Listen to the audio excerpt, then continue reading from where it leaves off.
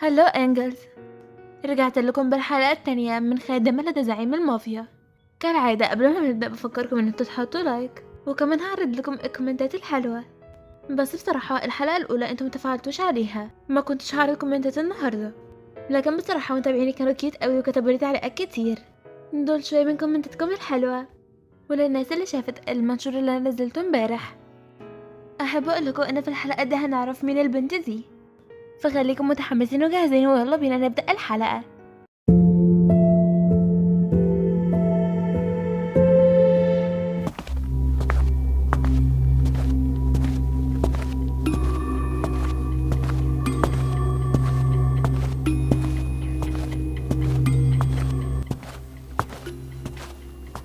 كاسبيان استنى عندك.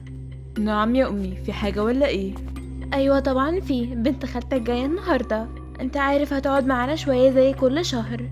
فضلي نفسك بقى كده عشان الساعه 9 انت لازم تكون قاعد معايا عشان هنستقبلها. انت عارف ان هي بتزعل لما انت متستقبلهاش. طيب وأنا إيه المطلوب مني، أطبطب عليها ولا إيه؟ وبعدين هو أبوها سايبها كده إزاي؟ كاسبيان عيب كده، ما تقولش كده عليها. أنا ما قلتش حاجة، بس يعني هي عندنا شهر وعند بيتهم شهر. هي مش حاسة إن هي ضيفة تقيلة ولا إيه؟ ما تبقي تكروشيها ولا أي حاجة. لا انا بجد مصدومه، ازاي تقول كده على بنت خالتك؟ ده بيتها قبل ما يكون بيتنا اصلا. هو انت ناسي ولا ايه ان هي هتبقى مراتك؟ مراتي؟ طب اقفلي على الموضوع ده يا أمي عشان ما نزعلش دلوقتي. هبقى قاعدة أخليها تشوف وشي وبعد كده همشي تاني، يمكن تحس على دمها بقى عشان أنا مش عايزة أطردها بنفسي. ماشي ماشي يا كاسبيان، يا انا يا انت. لو هي ما بقتش مراتك السنه دي، ما بقاش انا هانم مارجريت. كنت ناقصة أنا الزفتة التانية دي. عيلة لازقة ازاي يعني دي ممكن تبقى مراتي؟ دي شبه القنفذ.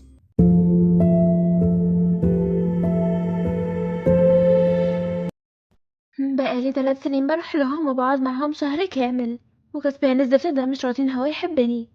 ما ينفعش بس زي ده وامبراطورية كبيرة كده تروح لحد تاني.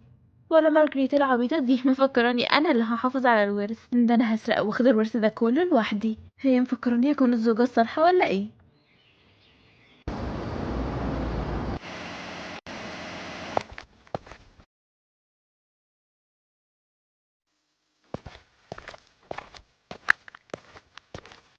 اخيرا خلصت تنظيف المطبخ، وانا لو كنت مفكرة ان تنظيف سهل طلع بيتنا هو اللي صغير. خلصتي المطبخ؟ تمام، شاطرة قوي. اعملي بقى بسرعة 3 فناجين شاي، ال3 يكون سكرهم مظبوط. النهاردة حد مهم قوي. هتاخدي الصينية وتقدميها ليهم وبعد كده هترجعي تاني المطبخ ومش هتنطقي بولا كلمة، وخدي بالك من مشيتك واوعي كوباية تتهز على الصينية. هو يعني انا مش قصدي اتطفل، بس هو مين اللي جه؟ الاسئلة مسموحة بما انك جديدة. اللي جت هي الهانم الصغيرة، الآنسة فلورا، تبقى بنت خالة كاسبيان. بمعنى اوضح هي زوجته المستقبلية، وما انصحكيش ان انت تتعاملي معاها، هي مغرورة شوية واحنا مش عايزين مشاكل خصوصا ان انت جديدة. طيب تمام خلاص، انا هنفذ اللي انت قلتيلي عليه وهرجع تاني المطبخ. شاطرة وبتتعلمي بسرعة، يلا بقى عشان متتأخريش عليها. انا هروح اشوف على باقي الخدم. انسة فلورا، يعني اسمها معفن وكمان مغرورة، مش فاهمة ايه العيلة الغريبة اللي انا وقعت فيها دي. هعمل لهم الشاي بقى وخلاص، انا مش فاهمة انا هرتاح امتى.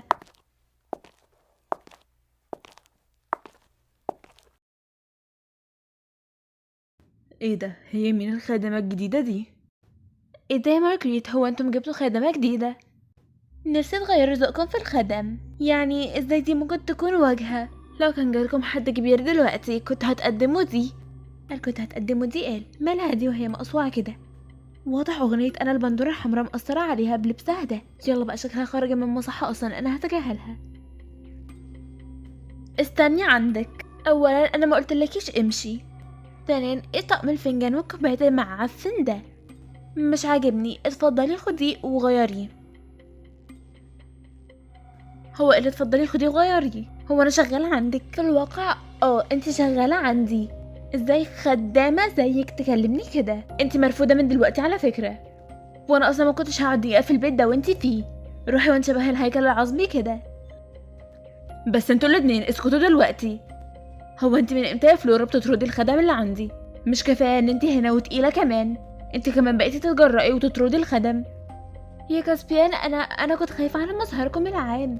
يعني بجد تخيل لو حد شافها في بيتكم منظركم هيكون ايه؟ بجد يا كسبان يا حبيبي انا ما كانش قصدي، انت عارف قد ايه انا لطيفه، لكن هي عصبتني. الموضوع ده اخر مرة يحصل في بيتي. الخدم هنا تحت امري انا. انت مالكيش الحق ان انت تطردي اي حد، انت مجرد ضيفة تقيلة. انت بقى يا انسة، فانت مش مطرودة ولا حاجة. اتفضلي يلا شوفي شغلك. تتفضل فين يا كسبان؟ البنت دي غلطت ولازم تتحاسب، هي فعلا لازم تطرد. بنت خالتك عندها الحق طبعا. طب مش شايف فعلا شكله وحش؟ انا مش فاهمه يعني دلوقتي امشي ولا افضل؟ هتفضلي وما تعنديش معايا. اللي انا اقوله هنا هو اللي بيتنفذ. يلا روحي شوفي شغلك بقولك. تمام ماشي. انا حرفيا مش فاهمه اي حاجه، بس يا ترى مين ده؟ كاسبيان ده شكله غريب قوي، وشه متعور وصبغ شعره ابيض. في حد بيصبغ شعره ابيض؟ بس حتى امه كان شكلها ان هي خايفه منه، حتى لو كانت بتدافع عن الحيزبونه دي. بس برضه بقى عندي فضول اكتر تجاه العيله دي. الموضوع ده ما يكررش تاني يا فلورا، والا هحطك في موقف احرج من كده. ما تستنيش مني ان انا ادافع عنك. يا كاسبيان صدقني انا بس كنت عامله على مصلحتكم، وبعدين انت بتنصر الشغاله عني انا. ايوه فعلا يا كاسبيان، ما كانش المفروض ان انت تعمل كده ابدا. دي بنت خالتك، هي ليها المقام الاول طبعا. وبعدين انت كسرت كلمتي انا كمان، انا مامتك يا كاسبيان، هو انت نسيت ولا ايه؟ الظاهر كده ان انت شغلك نساك ان انا امك وانك المفروض تحترمني. بس حابه افكرك يا كاسبيان في وصيه ابوك، المفروض ان انت تحترمني طول عمرك. وانا كل ده محترمك. ان انا اكسر كلمتك ده ما حصلش. البيت ده بيتي انا مضيفه فيه بس عشانك، لكن ملهاش الحق ابدا ان هي تطرد اي حد. انا رايح المكتب، عندي مكالمه مهمه. شفتي اللي حصل؟ نصر الخدامة عني انا مش فاهمة اعمل ايه تاني عشان يحبني. عملت كل حاجة عشان الفت انتباهه وهو مش راضي. انا بفكر بصراحة ان انت ممكن تبدأي تجبريه او تلحي عليه. الحق عليه ايه بس؟ ده لو ضغطت عليه شوية زيادة هيروح يعيش لوحده. انت مش فاهمة حاجة، ده لولا الوصية دي هو زمانه كان سابني من زمان، عشان كده لازم اجوزهولك. ايوه طبعا، ده لو سابني واتجوز واحدة تانية هي كده هتاخد كل الفلوس والورث ده، وانا مستحيل اسيب كل ده لحد غيري.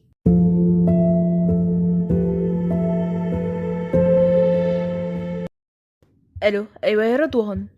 ايوه يا باشا، عاصم فشل في الاختبار. حاول يهكر التليفون اللي في الخزنه. كنت متاكد ان هو خاين. تمام ماشي، انا هنقل الداتا على اي حاجه تانية. اوصلوا له في اقرب وقت واربطوه في المخزن، واياك يهرب منك. ساعتها هعاقبك انت قبله. لا يا باشا ما تقلقش، عيب عليك. انا بعت رجاله من شويه ان هم يمسكوه. 5 دقايق كده وهرن عليك تاني واقولك الجديد. وما تنساش تفطب بكره. هات العقود بالمره عشان نلحق نلعب فيها. طيب هبقى اشوف الموضوع ده. روق انت عليه في المخزن وانا هروح اشوف العقود. وبلغ ديفيد ان احنا بنأكد موعد بكره. طيب هو انت يا باشا لقيت اللي هيوصل الشنطه؟ لا بس هبقى ابعت اي حد من الرجاله لو ما لقيتش. بس اللي بيروح هناك يا باشا بيموت. مين ده اللي ممكن يعمل كده في نفسه؟ من انت وانت بترغي كتير. لما اقول لك كلمه بعد كده تقول لي حاضر يا باشا ويتنفذ، وما ترنش ترغي، ترمي المعلومات وتسكت تاني. لما اشوف حوار عاصم ده هو كمان.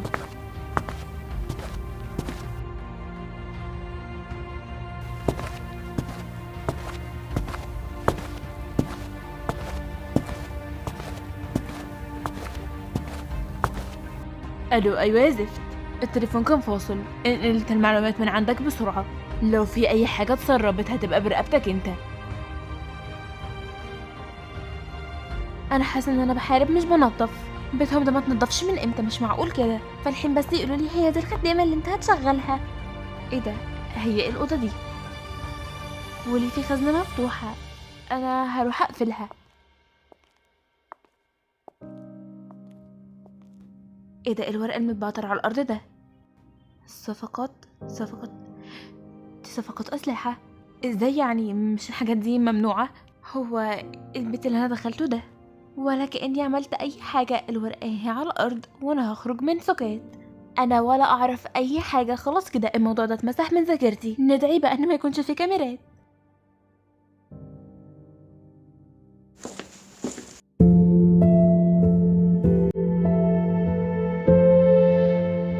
وبكده تكون نهاية حلقة النهاردة. ما تنسوش تقولوا لي رأيكم في التعليقات، ولو وصلت لحد هنا اثبتوا وجودكم بالرد على السؤال ده. تفتكروا كسبيان عرف حاجة عنها؟ ويا ترى لو عرف مافيا زي ده ممكن يعمل ايه؟ كل ده هنعرفه الحلقة الجاية.